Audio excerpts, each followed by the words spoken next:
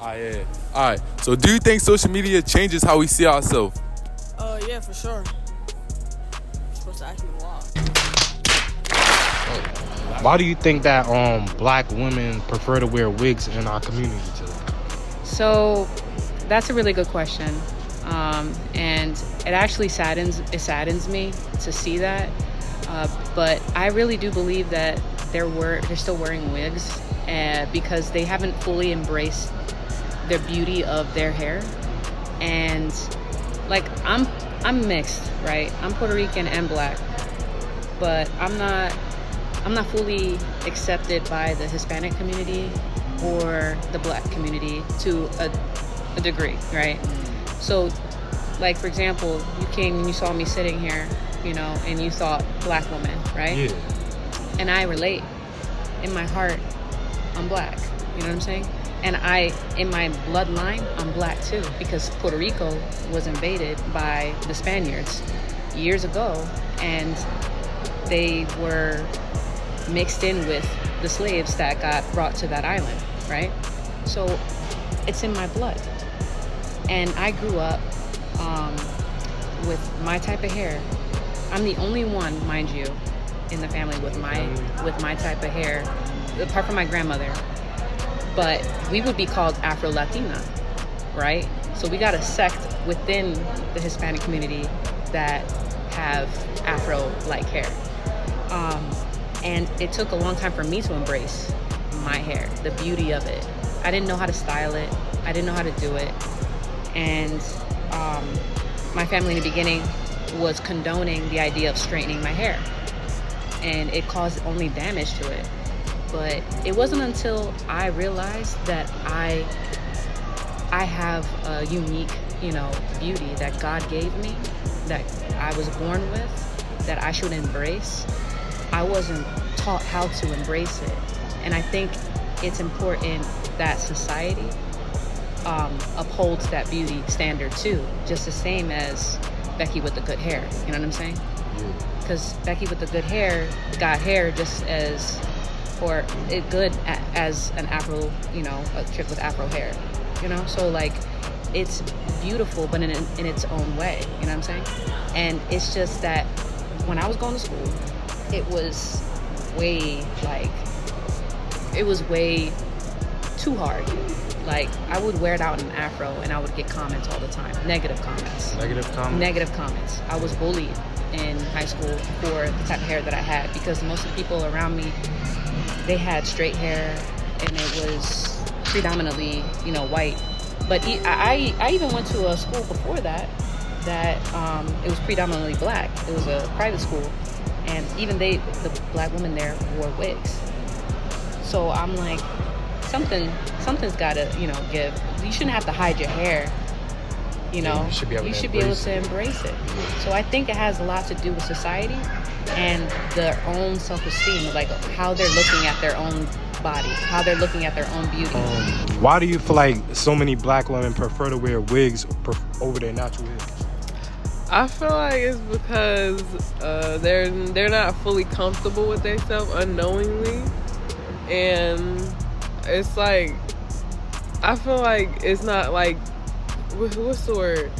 It's not cherished enough as when they're younger to make them love their hair. As they get older, their natural hair, and they see their mom, their family, and all that wearing wigs and weave, coloring their hair and perming and all that.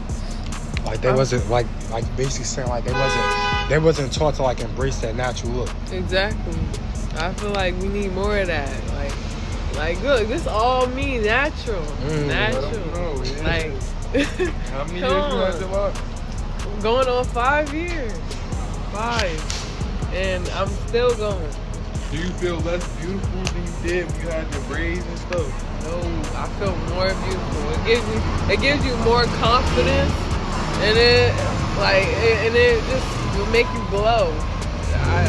It's just needed for the environment, for our people. It's more healthier, and it'll make us not be, cause us to be depressed if we don't have our hair done or anything like that. So I say, get with the program. Get with the program. This the new thing. Like, come on. Do you also feel like social media has like is accountable for like black women like feeling like they need to wear wigs and stuff like that? The fact with celebrities and people who of high like stature, yeah, I think that's a big role too, because that's society shapes, expectations, beauty standards, along with other things, societal norms. So I think that people like that could be promoting more of those type of hairstyles, African hairstyles. But I have seen it being pushed more now than years ago, to be honest. I've seen a change. Now people want to get box braids, people who are not black. They want curly hair. Yeah, they want locks, they want curly hair like the black people have. And they're getting perms now. They're getting perms to get curly hair. And or afro hair. Now it's changing, but it's all about the person's perspective, right? So if you have a light, are you going to let it be dimmed by the people around you because they're negative? Or are you going to stand up and see your own worth and still walk this earth, in this world, in this life with that worth, upholding it despite the people around you may say? Because times are going to change, but one thing that doesn't have to change is how you view yourself.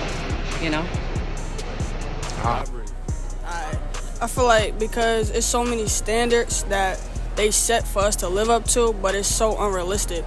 Like, for example, like, you're supposed to have this amount of money when you're 19. How is that even possible? Like, yeah, you could, but it's like certain steps you gotta take to get there. Most definitely. You know what they say though, comparison is a thief of joy. Sure. So do you think they push that on purpose so people could feel jealous and not enough? Or do you think it's just people living a flashy life and they're not aware that it's making people feel less than? I feel like it's kind of both. I feel like it's both sides. You really gotta find a side where people is actually living their truth. But some people do be trying to show off and make people feel less than themselves, but you just gotta find like the right people. Do you think that because a person has more material stuff, more designer, they should feel like him or her? Or do you think self-worth comes from you actually working on yourself and you building yourself up? I feel like it just comes from you working on yourself, for real, because designer don't really mean nothing. Like, it's just a piece of clothing, it's just a price tag. If you're not right with God, or you're not right with Allah or whoever you serve, then none of that shit mean nothing, for real. Yeah, and I just feel like in a world like this where they can't make up their minds of what they find beautiful, it's important to keep that mindset in yourself. Know your history and know your beauty. Know your beauty. Your beauty standard is whatever God gave you, and you need to make that work. You know what I'm saying? So you're gonna do that. It's just a mentality. Yeah. Do you feel like social media can also affect how people may like view their, for example, like their hair, like skin complexion, everything? Definitely. They see all these models having their hair straight and all that.